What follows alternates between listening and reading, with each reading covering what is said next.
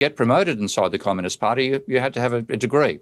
You need a level of education. And therefore you get a selection process, whether it's not democratic, obviously, but neither is America.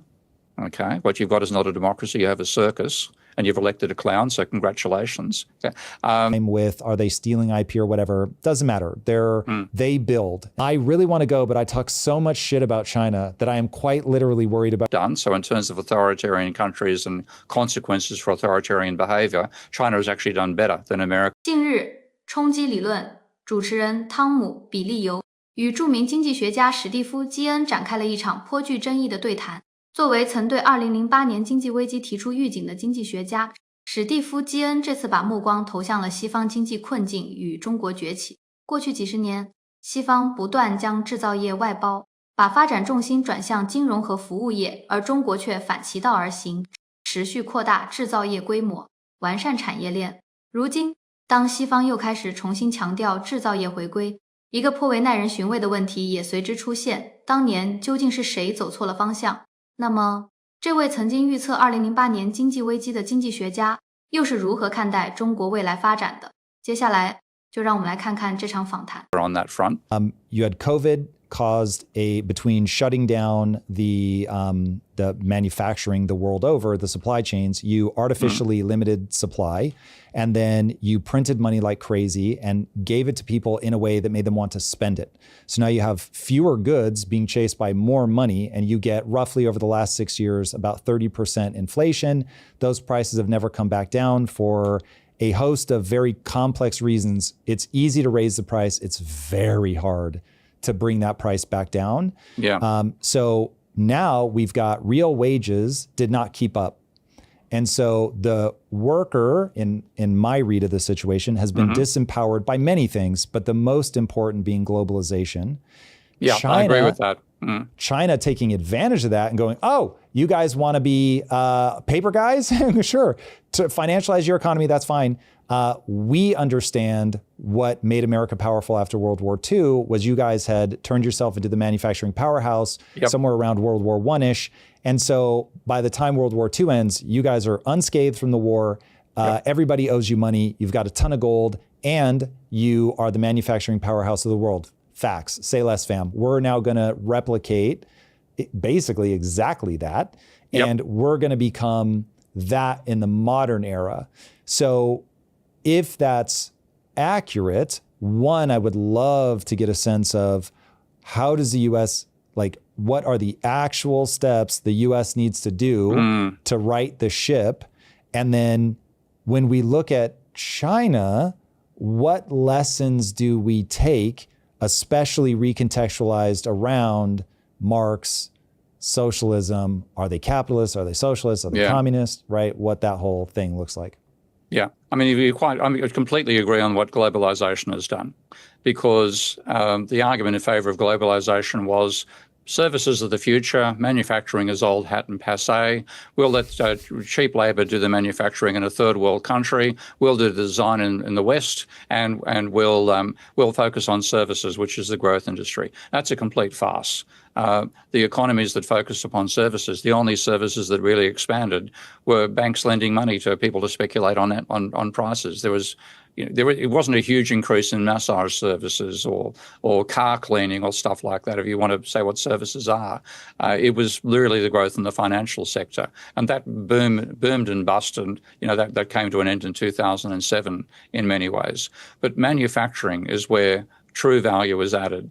And by outsourcing the manufacturing, China basically said, yeah, come here, we'll let you establish your activities in a free trade zone, or a special economic zone, as they call them.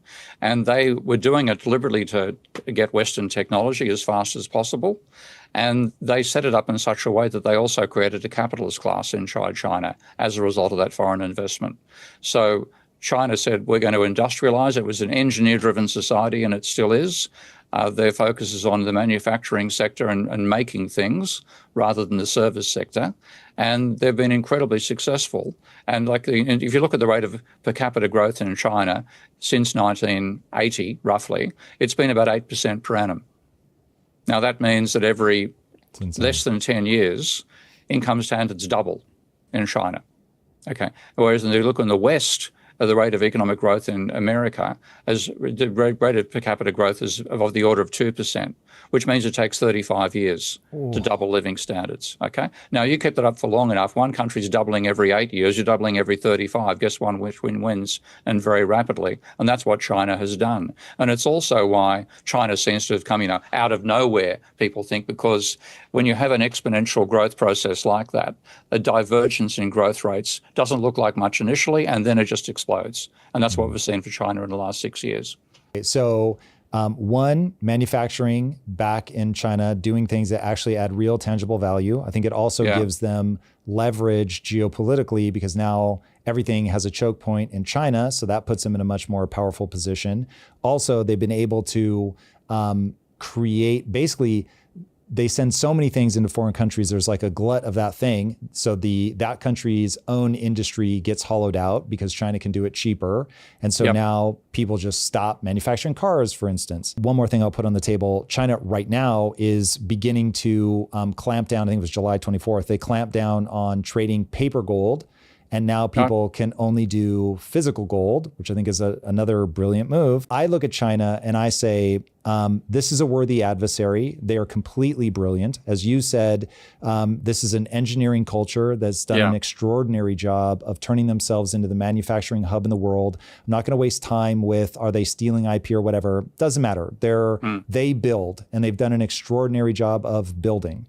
And I look at them trying to get out from under the US dollar, and it looks to me like they're trying to accumulate a massive amount of gold. Maybe one day they will back the yuan with gold, maybe not, but I could certainly see that, but certainly have a hard money hedge, if nothing else. And it'll be interesting, since anybody that didn't hear you just said no. So that'll be one. I'd love for you to address that. And then when I look at the go forward strategy, I see an authoritarian country that does what you were saying before. They split, and they say some things are best served by a competitive landscape, and some things are best served by us, the Politburo, knowing best. And we're going to aim industry. We're going to use collective bargaining with the rest of the world. And so we can say, no, you can't have any of our cars, or you take all of our cars, or whatever. I'm not saying that's a literal example, but that kind of thing, which is very powerful. They've built infrastructure, the likes of which quite literally the world has never seen. It's unbelievable. Have you been to China? My last time was 2017. I really want to go back again. I really want to go, but I talk so much shit about China that I am quite literally worried about getting arrested at the border. No, don't worry. I'm sorry. They'll just ignore you. There are lots of people talk shit about China, and they're happy. I mean, I'm not going to go to America until the orange monster leaves the White House, okay? Because I know I will get arrested at the American border. Steve, because you will be fine. So just like you're convinced. I'm not going to find out the hard way, mate. That's how I feel about Xi. So anyway, I get it. We're both paranoid. So I have not gone to China yet. Would love to. Truly bucket list. It just absolutely looks extraordinary. But the trade-off for me is one I'm not willing to make, which is, I fear authoritarian top-down rule. When they get it right, it's amazing. When they get it wrong, it's Mao's China and 45 million people are dead. So that's my big fear. Now, if you were to magic wand, and maybe we stay to Australia, but whether you're magic wanding Australia or the US, do you feel like, kids, you've got to get over whatever this thing is? China has a better model. Do the fucking Chinese model. Stop with all this individualistic bullshit. Like, what does that, walk us through your a large part. I mean, I first went to China in 81, 82. Okay. So right back, I was literally there during the trial of the Gang of Four. And for those that aren't old enough, that's not a boy band. That was the successors to Mao after he died, with his wife being hardline authoritarian system. Then Deng Xiaoping came back into power again, and Deng evicted the Gang of Four. They were tried for the crimes against humanity. So China actually tried their miscreants in a way that America has not done. So in terms of authoritarian countries and consequences for authoritarian behavior, China has actually done better than America on that front thus far. But what Deng Xiaoping's attitude was, I don't care whether the cat's white or black, so long as it catches mice. So a real sense of pragmatism took over the Chinese Communist Party at that stage. And I saw the opposite extreme when I was there. So I took a tour of Australian journalists to have a conference with Chinese journalists. And then we did a tour of the country. And we went to Sichuan province at one stage. And we were being shown a range of villages. And the idea was to try to get sympathy from the West because there'd been a flood recently. But I was looking at the kids and I said to one of the journalists, I think they've got protein deficiency disease, a lot of the kids. And one of the journalists was a health journalist, says, yes, you're right. That's quackajour. They're suffering from it. What actually happened? Well, you look back at the history of the Communist Party under Mao, and what you had it was very agricultural society, and you had two factions, the grain faction and the legume faction. And at the same time, the Communist Party was 30 million people in a country of 1 billion. So 1 in every 30 people was a member of the Communist Party. Okay? What that meant was that the way the command system would go, the Politburo would decide something and send a slogan down to the local level. Now, the slogan might be promote legumes. Okay? What they would do at the local level is rip up wheat crops and plant legumes. Then a year later, there'd be a famine. The news of the famine would pass back up to the Politburo. The power system would switch. The grain group would be in dominance, promote grain. And then you get this cyclical booms and busts, and it turned up in people's health. And that was something the Communist Party had to get rid of. Now, my one example of that was when we went to Shanghai, we had some data that came out of Chinese statistics saying there had been a 17% increase in light industry output in 1980 and a 6.7% fall in heavy industry. And we thought, this doesn't compute. You need heavy industry to make light industry. Why did one go up and the other go down? So we kept on asking a question about it. We got a very authoritarian type answer from everybody. We followed the directives of the Central Committee of the Communist Party of China. I'm not joking. That was literally the first line in every answer. We finally got an answer in Shanghai. We asked a guy who was introduced to us as the economic boss of Shanghai. And we said, why did this happen? He said, well, we followed the directives of the Central Committee of the Communist Party of China. I said, okay, what does that mean? And he said, they gave us a directive to promote light industry. I said, so what did you do? And this is a quote, translated, of course, but a quote. We stripped heavy industry factories and turned them into light industry. Woof. Okay, that is just totally destructive. So Deng got rid of all that stuff and basically said we have to experiment. We have to try stuff and see what works and stick with it and try stuff that fails and don't do it anymore. So an experimental mindset took over the Communist Party at that stage. And people, to get promoted inside the Communist Party, you had to have a degree. You need a level of education, mainly engineering. So you got the top level of the party is a whole bunch of engineers who've proven their worth through managing local systems. That's where Z came from as well. And therefore you get a selection process, whether it's not democratic, obviously, but neither is America. Okay, what you've got is not a democracy, you have a circus. And you've elected a clown, so congratulations. Okay. But a genuine democracy is a people-oriented selection system. What the Chinese have is a skill-oriented selection system. So long as they stay away from the ideology, the cult of the personality and so on, which we've seen some arguments that's happening with Z, but so long as that's kept in check, what it means is you have a pragmatic administration trying to get the best possible outcome for their overall system. And one thing I learned as well, a whole bunch of students attended the conference I ran, and they all asked me about the ombudsman system. And I didn't actually answer the questions for them. I feel guilty about that.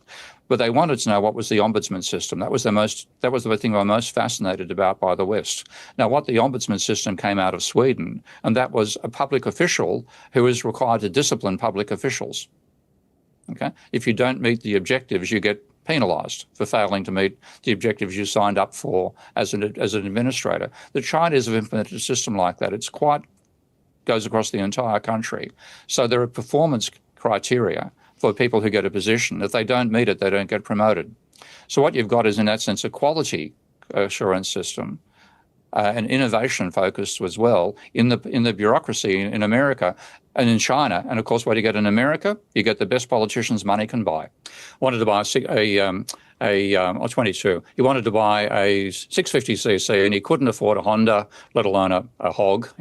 So he found he could buy a Russian motorbike called a Cossack for 650 Australian dollars, literally a dollar per cc. It arrived in a wooden box. We took the wooden crate apart. We then found a whole bunch of oil-soaked rags, took those off the machine, and there on the wooden pallet below, in all its splendour, was a 1942 BMW. Okay, no innovation for 30 years. So this is what led to the failure of the Soviet system. They didn't encourage technological innovation for consumer goods, whereas the West did, of course, encourage. So what Cornay said is the socialist system is supply constrained. All these sectors need more inputs than they're getting. They've all got less. Therefore, the best way to cope is not to innovate, and therefore you grow no faster than population because there's no technological change going on. Whereas capitalist firms are demand constrained. You have numerous companies all competing into the same market with differentiated products. They're all trying to take sales away from their rivals. Therefore, they all have excess capacity. They need the excess capacity to be able to expand into a growing market. So that's one reason why you have excess capacity. Another is without excess capacity, you can't take advantage of mistakes that your competitors make. So in this situation, you're trying to innovate and take demand away from your rivals. And the best way to do that is to innovate. So capitalism leads to a higher rate of innovation. And that's why capitalism grew more rapidly than socialism for that time period at the collapse of the Soviets. We're going to talk China in a bit more detail later, but I think China learnt that lesson. So what they've got is the state sector provides the long-lived facilities that benefit all different parts of a capitalist economy in general, and that therefore that reduces the costs of starting a business. You've got educated workers, you've got health systems for them, you've got cheap transport to get them from their home to your factory, and so on. The state does that stuff, and in the goods producing, let competition rip. And it isn't just between firms, it's also between provinces in China. So I think there's about 20 or 30 provinces. And each of the provinces is competing to be a dominant in some particular segment. The local government's providing funding. There's 120, 130 car companies in China right now. So they've managed to combine the best of capitalism with the best of socialism.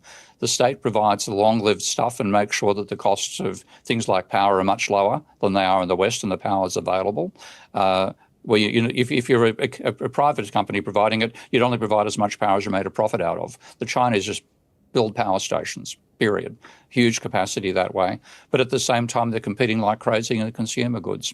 So to me, it's not a case of socialism or capitalism is better. There's a yin and yang between those two approaches, a long-lived, not trying to make a profit, but providing resources that everybody needs in a sophisticated society, with at the same time the rampant competition for consumer goods. 回看这场对话，两人的讨论其实并不只是简单的讲述一个中国崛起的故事，而是在试图回答一个更重要的问题：中国未来究竟会走向哪里？过去几十年，中国依靠投资、出口和制造业实现了惊人的经济增长。如今，房地产、人口、消费和债务等问题逐渐显现。过去的高速增长模式也正在发生变化，但与此同时，中国依然握着一张重要底牌，全球最完整、规模最大的制造业体系之一。从基础设施到新能源汽车，从电池、光伏到完整产业链，中国已经建立起庞大的实体经济基础。反观西方，在长期外包制造业之后，如今又开始强调产业回流，这种反差也更加凸显了中国制造的优势。而这场访谈真正留下的问题，也许是当西方开始重新寻找制造业的时候，中国已经站在了这条产业链的最前端。所以中国的终局还没有答案。如果中国能够完成这场转型，那么今天我们看到的中国或许还只是故事的中段，而不是结局。